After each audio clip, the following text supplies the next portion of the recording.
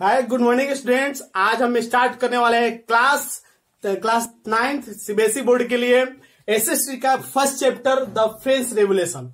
और ये टॉपिक आपको एसएसटी के न्यू टीचर्स पढ़ाएंगे जिनका नाम है नगेंद्र सर। आइए नगेंद्र सर, थोड़ा मैं आप लोगों से नगेंद्र सर से मिलवा देता हूँ, ये जो कि आपको ये पढ़ाएंगे। बोलिए। हाय फ्रेंड्स, ये गुड स्टूडेंट्स, मैं आप लोगों से यही चाहता हूं कि अभी रवि सर ने जो प्रयास शुरू किया इस चैनल के माध्यम से एक बहुत बड़ा प्रयास है। मैं भी एसएसटी का टीचर हूं और जब ये बातें मुझसे कही गई कि भाई बच्चों के मांग पर आपको पढ़ाना है तो मैं आ गया हूं। और इसमें जो पहला चैप्टर मैं पढ़ा रहा हूं एसएसटी में वो है आपका फ्रेंच रेवोल्यूशन। सबसे पहले मैं फ्रेंड्स आप लोगों को जो चैप्टर पढ़ाने जा रहा हूं आज, इसका टॉपिक है the French Revolution. The French Revolution most of you do not familiar to me. आप में से अधिकांश लोग मुझे नहीं जानते होंगे, लेकिन मैं एसएसटी का टीचर हूं। और जो मैंने आज पहली बार वीडियो जो बनाया है इस सेक्शन का, ये सोशल साइंस में, वो है the French Revolution. The French Revolution it is a special chapter of the world history and which is taught in different school on the CBSE curriculum. As one of them it is very important chapter of world history. As I want to take a light over this topic of first, सबसे पहले हम ये जानना चाहते हैं कि क्रांति होती क्यों है, रेवोल्यूशन होते क्यों हैं। कि चाहे कहीं भी किसी भी देश में आप चले जाइए, वहां की जो स्टेटस है, वहां की जो जनता है, वहां के राजा जो है, जो मोनार्की राजतंत्र होती है। आप जानते हैं कि अभी लोकतंत्र का युग है, लेकिन इसके पहले वाले में विश्व के इतिहास को आप उठा करके जब देखेंगे या बहुत से चैप्टर को जब आप स्टडी करेंगे तो आप पाएंगे कि वहां पर राजतंत्र था। और राजतंत्र होने के कारण बहुत सी जगहों पर ऐसे बहुत से विश्व के देश हैं जहां पर कि इस तरह की क्रांतियां हुई हैं। चाहे वो फ्रांस की क्रांति हो, चाहे आपकी रूस की क्रांति हो, या अमेरिका का स्वतंत्रता संग्राम हो। तो आपको एक चीज सीख मिलेगी कि जब जब जनता जो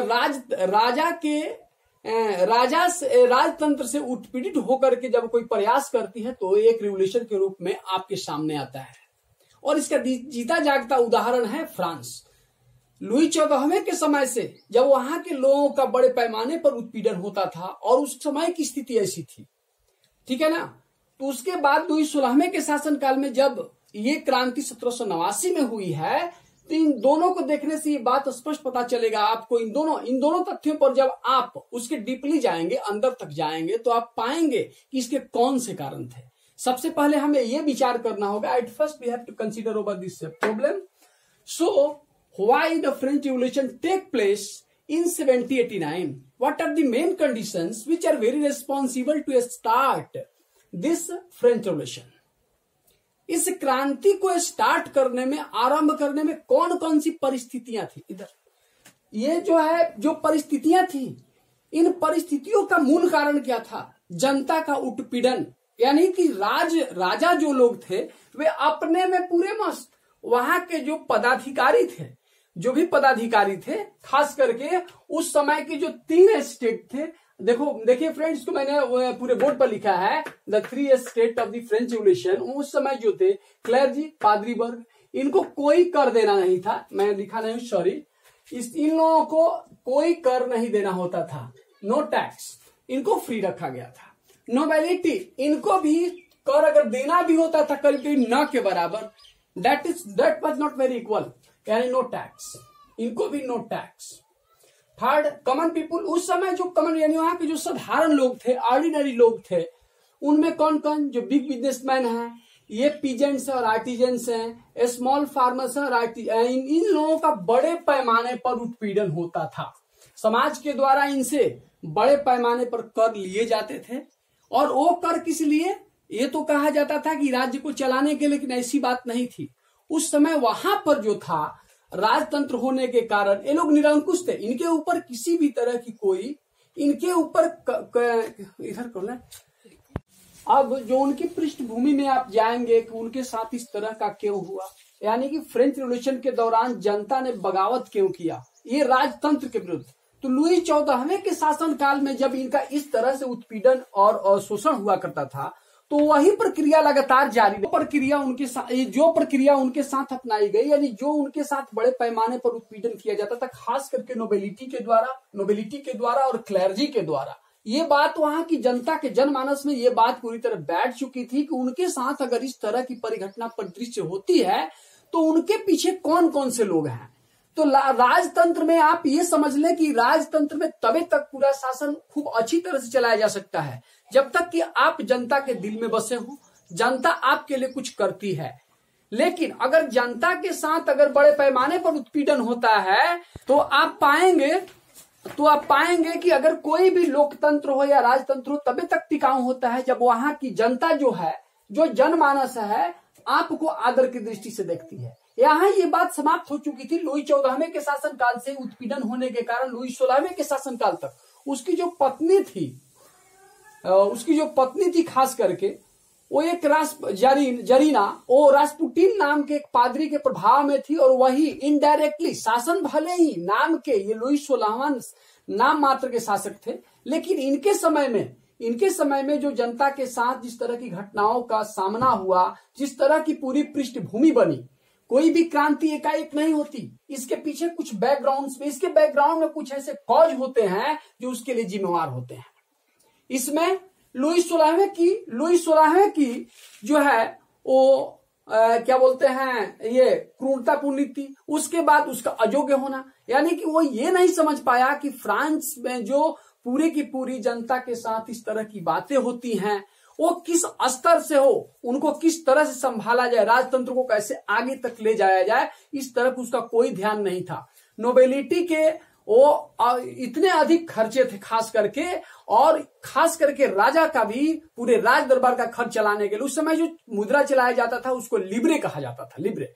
लेकिन उस समय भी उसकी वैल्यू इतनी गिर गई थी कि कहा जाता था कि अगर एक झोला अगर हम पैसे लेकर के जाते हैं तो हमारे हाथ में आने भर पूरे सामान मिल पाते हैं। उस समय ये स्थिति थी, स्थिति इतनी गिर चुकी थी। उसके बाद जो साधारण किस्म के किसान थे, कारीगर थे, उनसे बड़े पैमाने पर लिया जाता था क्या बोलते हैं टैक्स, और वो टैक्स उन्हें किसी तरह भरना पड़ता था। नहीं भरने की स्थिति में उनके साथ अत्याचारपूर्ण व्यवहार राजा के लोगों के द्वारा किया जाता था। उस समय जो दो टैक्स थी जो काफी प्रचलित थी, ये दो, खास करके राजा को जन्मदिन पर उनको जो ये क्लर्जी थे या नोबेलिटी थे, इनको एक तरह समझिए कि कर के रूप में क्या देते थे, तो गिफ्ट वगैरह देते थे। बाकी जो इसमें अगर ये जो लोग हैं बिग बिजनेसमैन, चाहे इसमें लायर हो, डॉक्टर हो, पीजेंट्स हो, आर्टिजन कारीगर्स हो, ये स्मॉल फार्मर्स हो, और ये लोग, ये खास करके इनसे दो तरह की टैक्स ली जाती थी।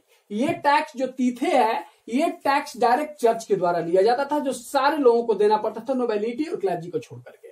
पहले जो था ये वहां का लैंड टैक्स था, लैंड रेवेन्यू था, जो कि डायरेक्टली ये किंग को देना पड़ता था, और ये भी बहुत ही आपका ये उसकी जो मात्रा थी, क्वांटिटी थी, बहुत अधिक हुआ करती थी। इसके लिए पूर्ण रूप से जिम्मेवार यही लोग थे, और जिन्होंने पूरे पृष्ठभूमि को इस तरह से बनाया जिससे कि फ्रेंच रेवोल्यूशन की पूरी पृष्ठभूमि फॉर्म हो सके। अगर आप मुझसे ये क्वेश्चन करना चाहेंगे या आप जब इन तथ्यों के रूबरू होंगे तो आपको पता चलेगा कि फ्रेंच रेवोल्यूशन के लिए कौन डायरेक्टली जिम्मेवार था। Who was directly responsible for the French Revolution, and you should try to go inside the total background of French Revolution. So you should very consider over this matter or very seriously. Sorry, जो student मैंने बोला था जरीना, खास करके वो ये Russian revolution से संबंधित हैं। वो जार जो द्वितीय उनकी पत्नी थी, इनका नाम है मेरी एंटवानेट, जो ऑस्ट्रिया की राजकुमारी थी। अब इसमें जो मैं आपको बताने जा रहा हूं कि द स्ट्रगल और the next topic of this chapter, the struggle to survive, यानी कि जीने के लिए जो संघर्ष करना। वहां की जो आपको मैंने बताया कि 3 स्टेट थे, खास करके क्लर्जी का, नोबिलिटी का और ऑर्डिनरी या कॉमन पीपुल का, उनमें उन लोगों की क्या भूमिका थी, what was the role during the French Revolution to start. सबसे पहले हम ये कल्पना करें कि उस समय की स्थिति क्या थी, उनके उस समय वहां की जनसंख्या कितनी थी और वो किस तरह की थी, यानी उस तरह की कंडीशन, हालात कैसे थे। This led to just come on the blackboard against I want to say the population of the France rose from about 23 million. The population of the France rose from about 23 million in 1751 यानी 1751 ईस्वी में वहां की जो जनसंख्या थी करीब 23 millions. और उसके बाद जब स्थिति बदली यानी 1789 आते आते 1789 तक वहां की जनसंख्या पूरी पॉपुलेशन 28 मिलियंस हो गई। अब कोई ये कहता है कि वहां पर उनकी जनसंख्या का कितना मतलब कितने परसेंट लोग थे, तो आप ये जानने का प्रयास करेंगे स्टूडेंट्स कि उसमें जो 90% थे वे इतने गरीब थे, खास करके पूरी जनसंख्या का, जो अपना पेट मुश्किल से भर पाते थे। मैंने शुरू में ही कहा इस चैप्टर का कि क्रांति तब होती है जब राज सत्ता कॉमन पीपुल को अधिक से अधिक उत्पीड़ित करती है, और उस अवस्था में क्रांति होना अनिवार्य है, जैसा मैं पहले ही बोल चुका हूं। अब थोड़ा मैं इस टॉपिक पर आता हूं कि उन लोगों ने जीने के लिए किस तरह से सरवाइव किया। उस समय कोई बड़े बड़े इंडस्ट्री तो थे नहीं, एग्रीकल्चर थी, तो उनके साथ टैक्स जो राज्य कर था वो बड़े पैमाने पर राजा के द्वारा लिया जाता था, और वो राजा ऐसा था अत्याचारी जो गरीब से गरीब किसान से भी टैक्स लेने से नहीं चुकता था। वो कंडीशन मैं यहां पर थोड़ा लेके आ रहा हूं। देख लो, मैं लिखा भी हूं बाबू इस पर, इसमें स्टूडेंट मैं लिखा हूं कि this led to a rapid increase. Rapid increase मतलब तेजी से उनमें विस्तार हुआ, उनमें विकास हुआ, उनकी बढ़ोतरी हुई in the demand for food grains. लेकिन और यहां पर तो मांग हुआ कि इनका फूड ग्रेन्स बड़े पैमाने पर इनको चाहिए, लेकिन जिस हिसाब से वहां का प्रोडक्शन था वो वैसा नहीं था, जिसके कारण the production of grains could not keep pace with the demand. यानी जितनी मांग थी उस हिसाब से ये फूड ग्रेन्स का प्रोडक्शन नहीं हो पाता था, जिसका कारण ये हुआ कि जब इस तरह की क्राइसिस हुई, बहुत ऐसे लेबर्स थे जो कि काम तो करते थे लेकिन उनको उचित पारिश्रमिक नहीं मिल पाती थी। ये देख लीजिए, मैंने लिख दिया है। और इसलिए इनके बीच में जो अमीरी और गरीबी, खास करके अमीर और गरीब थे, इनके बीच की जो खाई थी वो क्या हो गई, वाइडन हो गई, यानी चौड़ी हो गई। और इसने भी ये काम किया किसको, इस क्रांति को लगातार इस पृष्ठभूमि के निर्माण में एक अमुक भूमिका निभाई। This led to a subsistence crisis में संकट होता है ये स्टूडेंट्स। और ये जानने का प्रयास करना होगा कि जहां पर भी जब किसी भी तरह से राज सत्ता के द्वारा गरीबों का उत्पीड़न हुआ है तो क्रांति हुई है। वर्ल्ड का इतिहास, विश्व का इतिहास इसका गवाह है। The eyewitness of the world history, this led to a revolution, the condition of tyrant rulers of any country. Again second जो मैं बताने जा रहा हूं आपको, a growing middle class envisages to end the privilege. अब इसमें जो मिडिल क्लास, खास करके जो बड़े बड़े व्यापारी थे, खास करके बड़े बड़े जो इसमें मर्चेंट या बिजनेसमैन थे, या जो उस समय के बड़े बड़े जो संपन्न किसान होंगे, उनकी स्थिति तो अच्छी थी, मान लो टैक्स चुका लेते थे। लेकिन उसके नीचे के लोग, खास करके वहां की जो प्रोस्पेरिटी थी, प्रोस्पेरिटी में समृद्धि होता है, प्रोस्पेरिटी में समृद्ध होता है, ये जानने का प्रयास करना होगा। जिन लोगों ने, यानी द पीजेंट्स एंड वर्कर्स, इसमें देखो, the peasants and workers had participated in revolt, यानी वो लोग भी जो सुखी संपन्न वर्ग था, वो लोग भी इन लोगों से राज सत्ता से उबे हुए थे। ऐसा क्यों? तो ये उनका जो ये इंक्रीजिंग टैक्स था, यानी कि जो अधिक से अधिक टैक्स लेने की उनकी जो परंपरा थी, राजा ये चाहता था कि अधिक से अधिक टैक्स लेकर के हम अपने मनमाने ढंग से पूरे सिस्टम को चलाएं। देखिए, उस समय राजा के ऊपर कोई असेंबली नहीं थी, वहां पर उन पर कोई ये दबाव नहीं था कि आप ये कर नहीं लगा सकते। आज के तरह तो लोकतंत्र था नहीं, राजतंत्र था, राजा ही सर्वोपरि था। और उसके बाद कह रहा है कि फूड स्कार्सिटी की स्थिति है। ऐसा क्यों? जब किसी को आप उसके वर्क के हिसाब से उसको नहीं दीजिएगा वैक्स, उसकी मजदूरी नहीं दीजिएगा, क्या वो आपके यहाँ काम करेगा? नहीं करेगा। ठीक वही बात हुई कि यहाँ पर इनको अधिक से अधिक टैक्स चाहिए, लेकिन इन्होंने उन गरीब किसानों की कोई मदद नहीं की। इससे उब करके उन लोगों ने खेती बाड़ी, जो एग्रीकल्चर का काम था, वो उनको कम किया, जिसके लिए पूर्ण रूप से राज सत्ता ही जिम्मेवार थी। इसे लेके मैं इसे लाइन भी लिख चुका हूं कि this was left to those groups within the third state who had been become prosperous and had access to education, new idea। यानी कि इन्हीं तीनों ग्रुपों में एक ऐसा भी ग्रुप था, एक ऐसा वर्ग था जो काफी समृद्ध था।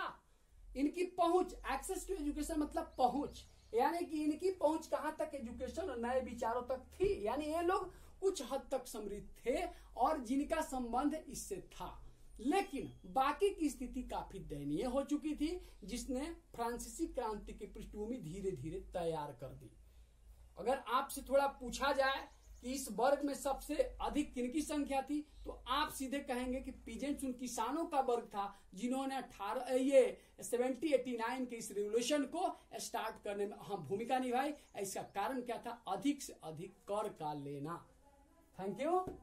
नेक्स्ट, अब इसमें जो है फ्रेंच रिवोल्यूशन में द आउटब्रेक रिवोल्यूशन, यानी क्रांति कैसे फैली, क्रांति कैसे फूटी। तो मैं आपको बता दूं कि लुईस सुलामा जो था, जिसे मैं कह चुका हूं कि टिरेंट किंग था, on 15 May 1789 Louis 16 called together an assembly. उसने क्या किया? वहां की जो असेंबली थी उसको उसने बुलाया, उसको बैठक बुलाई, और उसके बाद on the state of the general to pass proposals for new taxes, यानी उसे नया टैक्स लगाना था। तो पूर्ण रूप से वो ऐसे तो लगा नहीं सकता, की अनुमति के वो ऐसा कर नहीं सकता था।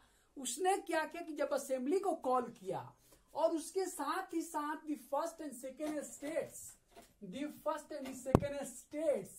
असेंट 300 रिप्रेजेंटेटिव्स, इन दोनों वर्गों ने 300 प्रतिनिधियों को भेजा। और जब वे लोग एक साथ जब वर्साए के उस असेंबली में पहुंचे, और उसके बाद जो 600 members of the third state had to stand at the back, जो पीछे के लोग थे तीसरे स्टेट के, जो तीसरे ये स्टेट के लोग थे 600 ये रिप्रेजेंटेटिव प्रतिनिधि, उसमें कौन कौन? ये पीजेंट्स, और इसमें जो पीजेंट्स, आर्टिजन्स एंड वोमेन, इनको असेंबली में शामिल होने के लिए कोई छूट नहीं थी, यानी ये लोग असेंबली में नहीं जा सकते थे। उस समय की स्थिति ऐसी थी जैसा नियम कानून था वहां का।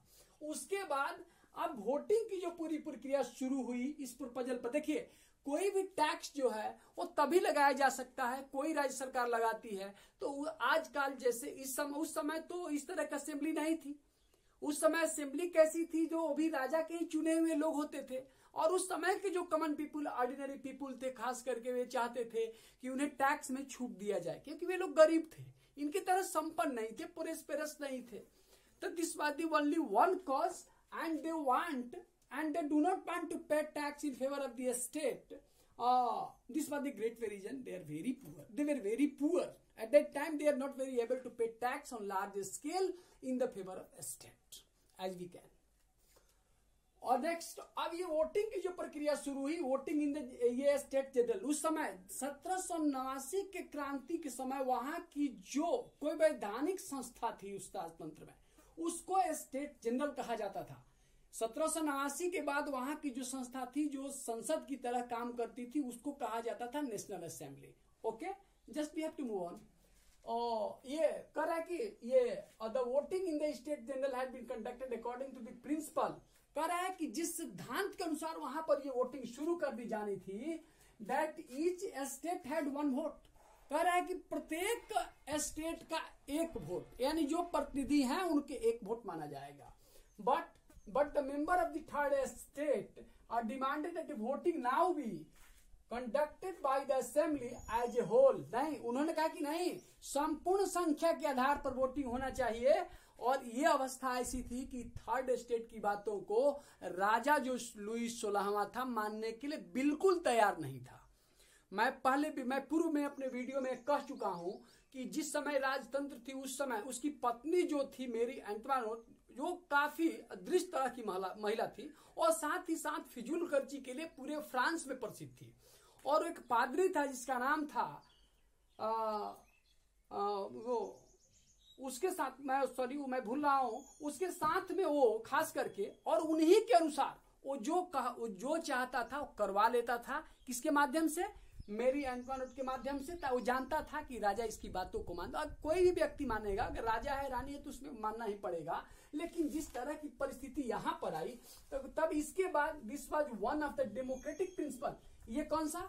ये एक आपका लोकतांत्रिक सिद्धांत था कि put forward by the philosopher like Rousseau ने जो अपनी बुक लिखा है सोशल कॉन्ट्रैक्ट, सामाजिक अनुबंध, सामाजिक समझौता, इसमें उन्होंने ये लिखा कि जिस तरह से लोकतंत्र, डेमोक्रेसी में लोगों को छूट होती है कि आप आप किस तरह से किसके फेवर में वोट देंगे, और भी स्वतंत्र होकर के।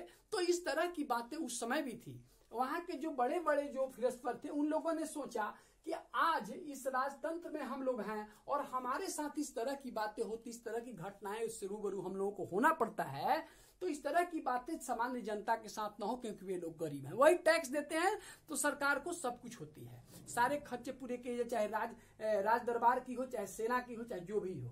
आज हम टैक्स क्यों देते हैं? टैक्स इसीलिए देते हैं कि हमारा देश ठीक चले, हमारी जो अन्य सुविधाएं हैं उनको सरकार ठीक से उनको बढ़ाए। तो उस समय भी यही बातें थी, लेकिन तर्क तो ये देते थे कि राजतंत्र की अच्छाई के लिए, द गुडनेस ऑफ दी ये मोनार्की। बट ये लोग ऐसा करते नहीं थे, ये सारे फिजूल खर्ची में खर्च करते थे, क्योंकि वहां की रानी और वहां के राजा दोनों अपनी फिजूल खर्ची के लिए काफी प्रसिद्ध थे।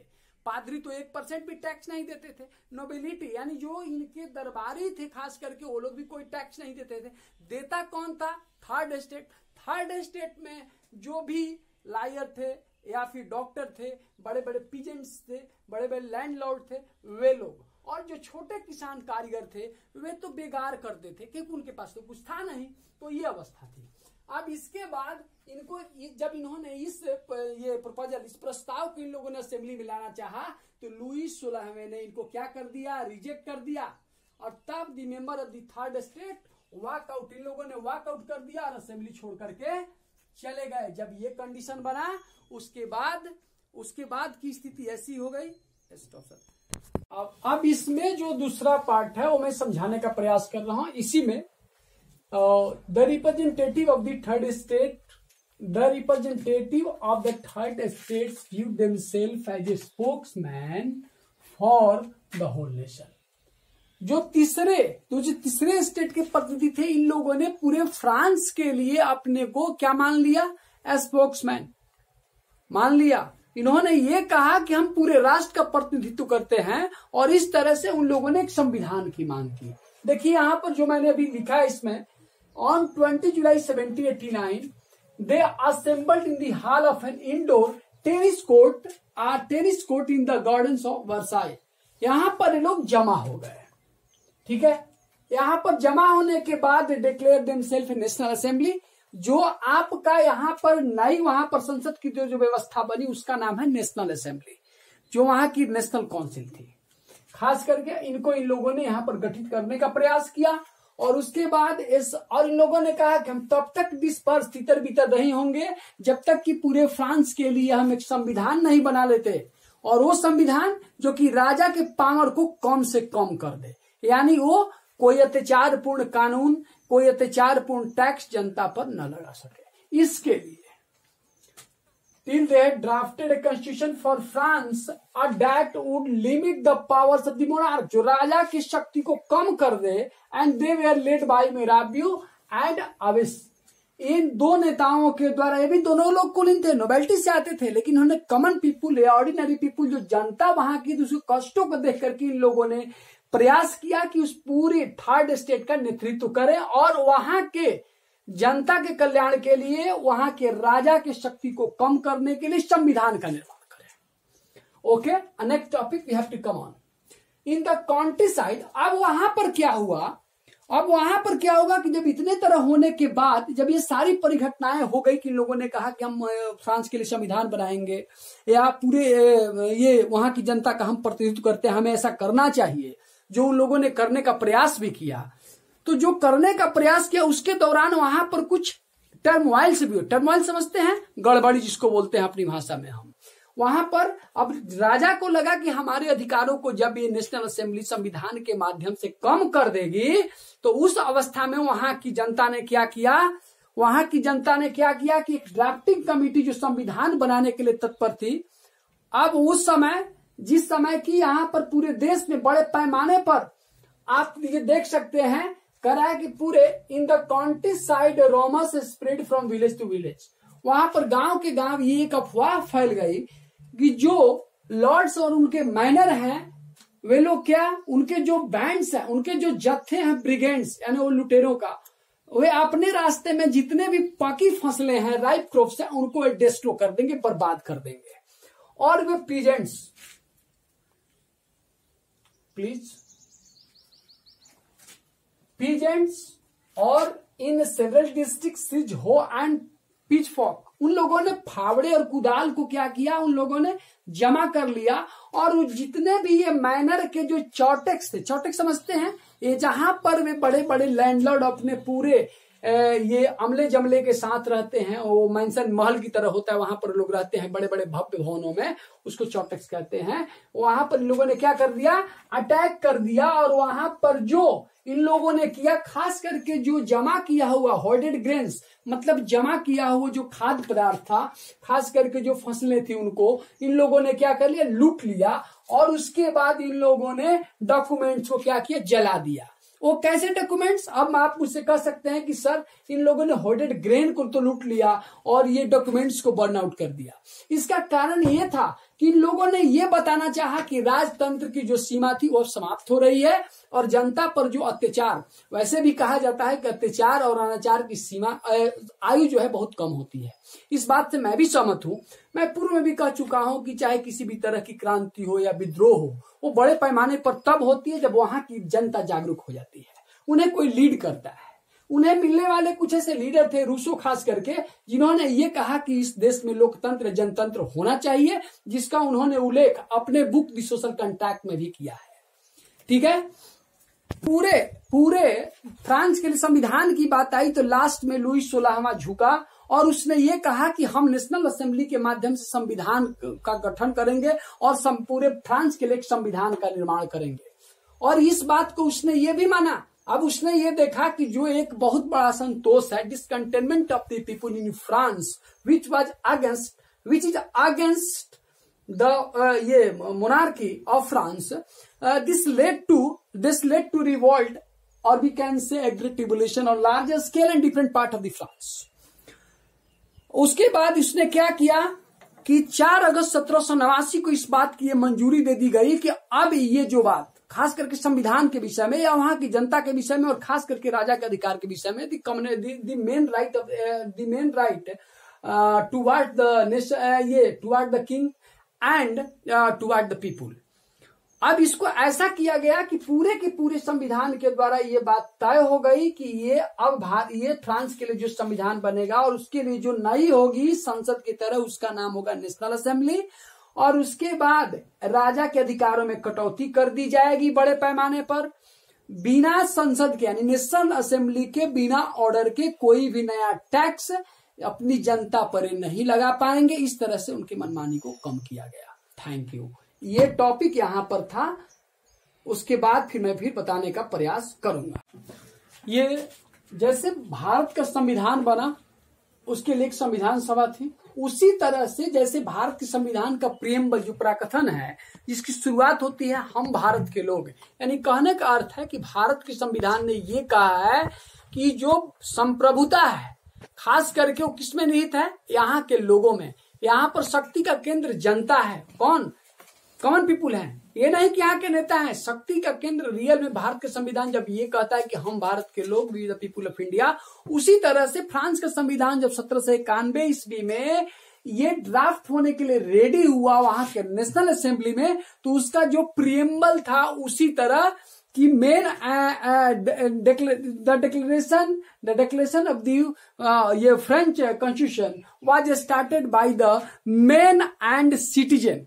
This was so that the power was in the people, यानी कि वहां के जनता में वो पावर था। ये कहने का अर्थ ये हुआ कि जो संविधान वहां की थी वो सर्वोपरि होगी, लेकिन कब? जब उसने ये कहा कि यहाँ की जो जनता है वो सर्वोपरि है। संवैधानिक राजतंत्र था, मैं ये मानता हूं, कॉन्स्टिट्यूशनल मोनार्की।